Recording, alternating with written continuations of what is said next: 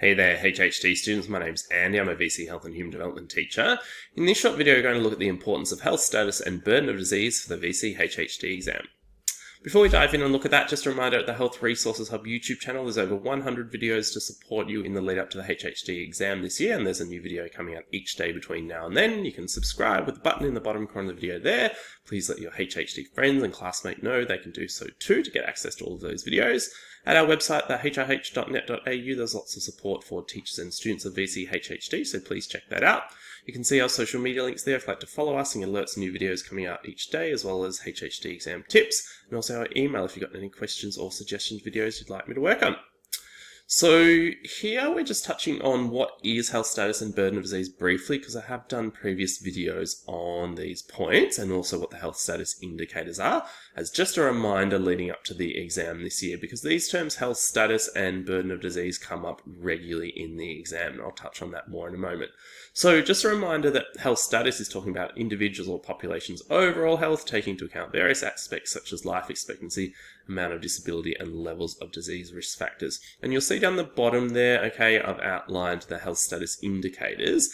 And why I've done that is if you see that term health status in a question, okay, it's asking you to refer to one or more of these health status indicators in your answer. Just like a question that's referring to health and well-being is asking you to refer to the dimensions, health status is asking you to link into the health status indicators. You can see that I've also put the description for burden of disease, okay, so remembering that this is measuring the impact of disease and injuries. And I've done a whole previous video just on understanding burden of disease, so please go back and take a look at that if you hadn't already. So why is health status and burden of disease so important leading into the HHD exam? Well, as I mentioned previously, there are a number of questions that will pop up on the exam that will reference how something might impact on health status and burden of disease.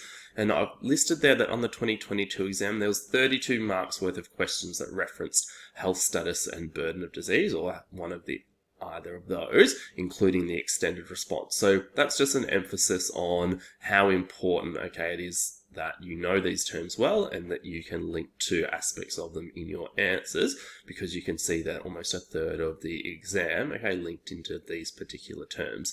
So that can include questions that might reference obviously health status and burden of disease, but also the term health outcomes. You can refer to health status indicators when answering a question related to that, and also a question that references health, okay, so health status terms are also appropriate to include in an answer to a question like that. So this is just, I guess, a reminder to make sure you go back and you know these two different aspects of the course really well, because they're super important leading up to HHD exam this year.